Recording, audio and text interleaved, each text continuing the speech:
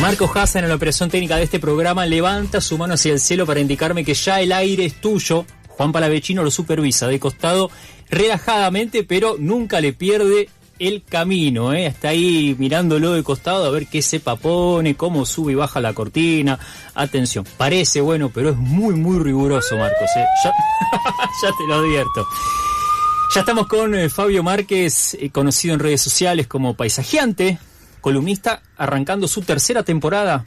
Sí. En Algo con R, exactamente. Novena del programa, tercera de Fabio acá. Estamos muy contentos y contentas de contar con él para enfocar temas y con perspectiva que la verdad es que son difíciles de encontrar, y Fabio la va construyendo, diría cada fin de semana, sobre todo caminando por la calle con un montón de gente que lo acompaña. Antes que nada, ¿cómo estás? Bien, muy bien, buenas tardes. Un gusto arrancar de vuelta este año. Estamos en el verano, 30 de enero. Estamos acá haciendo este programa, pero estamos contentos. Hay con gente eso. que todavía dice Feliz Año Nuevo, pero es un mes. No está claro hasta cuándo. No, ¿viste? claro. Te cruzas con alguien que no viste, bueno, te dejo el deseo acá, total no cuesta nada, es gratuito. Fabio, querías arrancar con algo que es bien interesante, sobre todo me parece que es una buena discusión para dar en la ciudad, vinculado a los refugios climáticos urbanos. Desarrollo, maestro. Digamos, una ciudad grande como Buenos Aires tiene en estas épocas de verano temperaturas que son más altas de lo que habría sido el ambiente natural. ¿Por qué?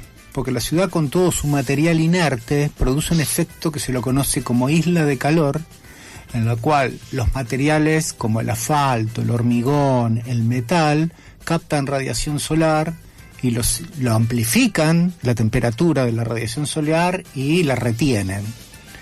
Por eso la ciudad no se enfría. Claro. Pero además las olas de calor, que por el cambio climático, hay una estadística que dice que en los últimos 10 años van aumentando exponencialmente las olas de calor en la ciudad de Buenos Aires, claro, generan que no es que solo tenés mucho calor, sino que afecta a la salud de la gente. Claro. Y esa situación, porque por ahí vemos que dice 35 grados de temperatura o de sensación térmica el Servicio Meteorológico Nacional, pero vos estás cruzando una calle, una avenida de asfalto que no tiene sombra, y ese asfalto puede estar a 65 grados. Absolutamente. Entonces no son 35 grados los que estás padeciendo, porque eso es una temperatura que se toma a la sombra. ¿Qué sucede con el cambio climático y cómo adaptar o mitigar esos efectos del cambio climático en las ciudades? Hay que generar políticas públicas de largo aliento, pero también para atajar las situaciones de golpes de calor en donde vos puedas ofrecerle a la población lugares donde refugiarse cuando le baja la presión, cuando tiene un golpe de calor, cuando se descompone. Situaciones que la están planteando todas las ciudades del mundo, claro, que tienen algún compromiso con cuidar a su gente. Y que van a ir, además, recrudeciéndose en el tiempo, si miramos un poco la estadística, ¿sí?, hacia atrás al presente. Bueno, es una frase que se dice siempre en el ambientalismo: este verano es el más fresco de los próximos que van a venir. Sí. Y que esa situación, el gobierno de la Ciudad de Buenos Aires, vamos a dar algunos antecedentes. En el año 2011 se aprueba una ley para mitigar y adaptar la ciudad al cambio climático. Es una ley que es muy conceptual, digamos, porque después depende de las reglamentaciones. Entonces, si vos lees el articulado, está bueno, porque genera toda una base de coherencia para decir, bueno, esto te respalda que el gobierno de la ciudad genere acciones de las cuales prácticamente no se han hecho ninguna desde el 2011. Y en el año 2019 el gobierno de la ciudad hace una investigación más seria sobre cómo está impactando el efecto isla de calor. En el año 2023 se empiezan a plantear los refugios climáticos en la Ciudad de Buenos Aires. Ajá. Y el año pasado especialmente se empieza a consolidar un mapa de refugios climáticos del gobierno de la ciudad. ¿Cuántos de ustedes han escuchado cuál refugio climático tienen cerca de su casa, donde trabajan, estudian o donde se desplazan? Mira, yo vivo en Almagro, a 4 cuadras de acá. Sarmiento y Medrano, un lugar absolutamente central de la ciudad. Nunca vi uno. Y mirá que voy atento caminando por la ciudad. No sé qué forma tienen. Bueno, estás hablando de una comuna que es la que tiene el más bajo promedio de metro cuadrado de espacio verde de la ciudad. Ajá. Bueno, digamos que alrededor de la radio, que estamos en Almagro, un refugio climático es el Hospital de Oncología María Curie, es el Instituto Pasteur, es la sede de la Junta Comunal 6, es la estación de salud de Plaza Almagro.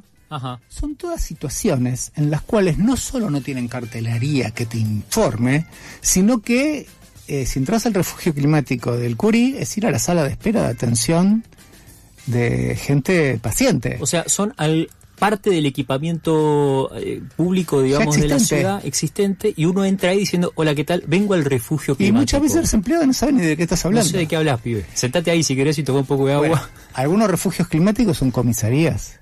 Ah, bien. Okay. Hermoso, ¿no? Entrar a una sala de espera de una comisaría porque estás atacado por el calor. O son museos en donde, salvo que sea el día que es entrada gratis, tenés que pagar para ingresar al refugio climático del museo. Claro. Bueno, no solo no tienen cartelería, sino que es un listado bastante, digamos, marketinero, pero sin una efectividad concreta, como suele hacer el gobierno de la ciudad desde hace muchos años, que hago ver que hago algo, pero no lo hago en serio. Claro.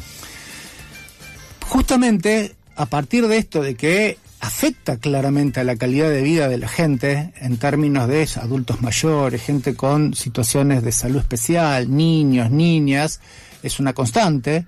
El Centro de Estudios Metropolitanos hizo una investigación, juntó todo, recopiló mucha información que estuvo a cargo de Pablo Mesa, y el lunes que viene van a empezar, justamente, aprovecho para comentarlo, a difundir un documento en donde plantean esta cuestión de propagandística pero poco efectiva, de que la ciudad en realidad no tiene refugios climáticos. Claro. Y que la mayor parte de las políticas de atenuar el efecto isla de calor no existen. Ya hemos hablado acá de lo mal que se maneja el arbolado, la calidad de los espacios verdes, un montón de situaciones que podrían ser política pública para que vayan atenuando el efecto isla de calor. Y lo que plantean es que no hay una figura legal que diga ¿qué es un refugio climático? Claro. ¿Qué es un refugio climático? Entonces, habría que definirlo reglamentando esa ley de 2011. Claro. Un decreto o una resolución del jefe de gobierno que diga un refugio climático tiene estas características. El Centro de Estudios Metropolitanos elaboró una propuesta para que tengamos una idea. Tiene que ser un lugar que vos puedas tener un momento de permanencia en donde tengas una temperatura, una humedad, provisión de agua potable, lugar donde sentarte, que es un lugar acogedor, como si fuera un oasis en medio del calor.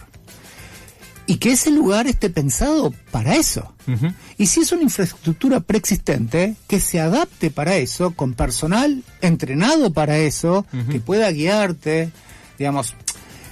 Uno de estos lugares de salud de las plazas y parques, como hay en Parque Centenario, Plaza Almagro, que son unos containers. Sí. Adentro del container hay aire acondicionado, pero ese no es el lugar donde puede entrar la gente. Claro. Entonces, ¿de qué me estás hablando? No es una cuestión de mucho dinero, es una cuestión de decidir. Bueno, y hay ciudades que son emblemáticas. Por ejemplo, en París se dieron cuenta que en la época de mayor calor, las áreas de juegos infantiles de las escuelas podían ser un refugio, adaptándolas, poniendo más vegetación, pérgolas con sombra, provisión de agua. Incluso ponen fuentes, caídas de agua, para que vos vayas y metas la cabeza abajo de esa agua. Claro. Infraestructura ya existente que la reconvierten en eso. En Lyon, otra ciudad francesa, lo llaman islas de frescor. Que no sea todo aire acondicionado, sino como generar mucha vegetación, porque la vegetación que tiene ofrece sombra. La vegetación, los árboles, por ejemplo, tienen una temperatura propia. Como los humanos tenemos 36, 37 grados, los árboles tienen 21 grados. Entonces, cuando vos estás rodeado de árboles, no es solamente que te da sombra, sino que los árboles bajan la temperatura porque están ofreciendo la temperatura corporal. Tal cual.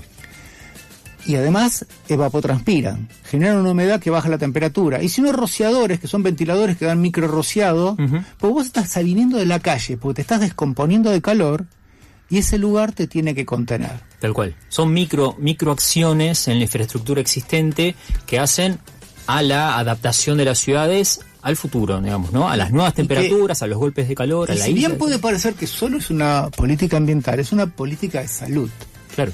¿Por qué? Porque mucha gente que no puede acceder en medio de una situación en calle, porque está trabajando, porque se está desplazando, porque está yendo a estudiar, porque está llevando a los chicos a algún lugar, no sabe qué hacer, sobre todo si no tiene recursos para meterse en un bar, claro, con aire acondicionado. Bueno, es una situación que parece menor, pero en los veranos de esta ciudad no es menor. Y sobre todo lo inequitativo de dónde están distribuidas estas cosas. Claro.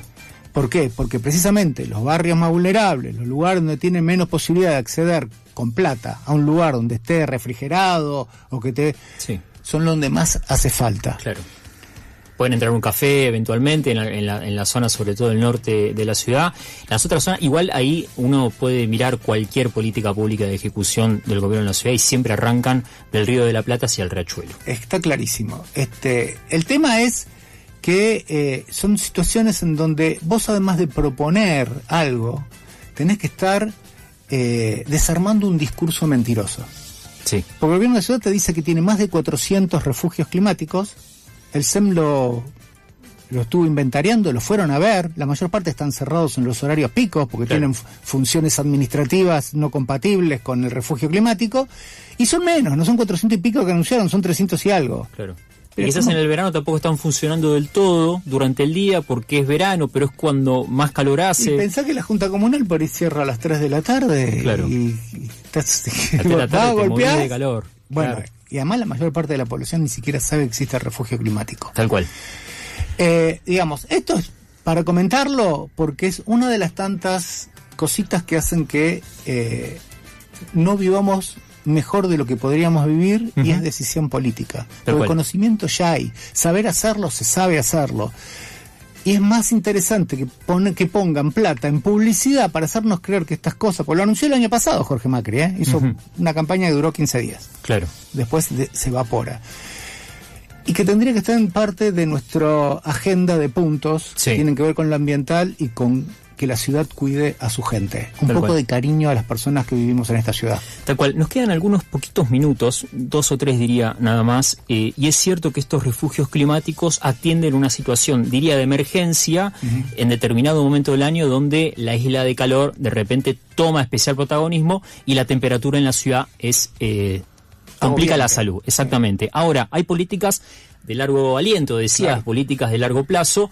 Arboleda, por ejemplo, la colocación de arboleda para promediar esa temperatura del árbol con la nuestra, para que dé sombra y demás. ¿Qué otras acciones hay, al menos mencionándolas, a largo plazo para evitar también que se expanda esta isla de calor? Bueno, la ley del año 2011 define un montón de categorías de situaciones que podríamos tomarlas para esto. Una, por ejemplo, es el transporte, la manera que nos movemos. Claro. Un colectivo a combustible fósil produce un calor que un tranvía no produce. Claro. La cantidad de gases que expelen los automotores aumentan la temperatura de la ciudad, no solo contaminan el aire.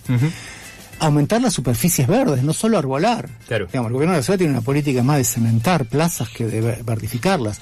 Tener una política pública de techos verdes en edificios públicos. Claro. Escuelas, ministerios, centros de salud tienen techos ociosos que aumentan la temperatura. Hay casos emblemáticos. La ciudad de Chicago hace más de 20 años se dio una política pública de fomentar techos verdes por subsidios, créditos o directamente pagándolos, porque tienen inviernos muy duros pero veranos muy intensos, y lograron bajar la temperatura a 4 grados promedio por verano ante la masificación de techos verdes, que no son jardines, son generar biodiversidad y que dejen de amplificar la temperatura de la ciudad.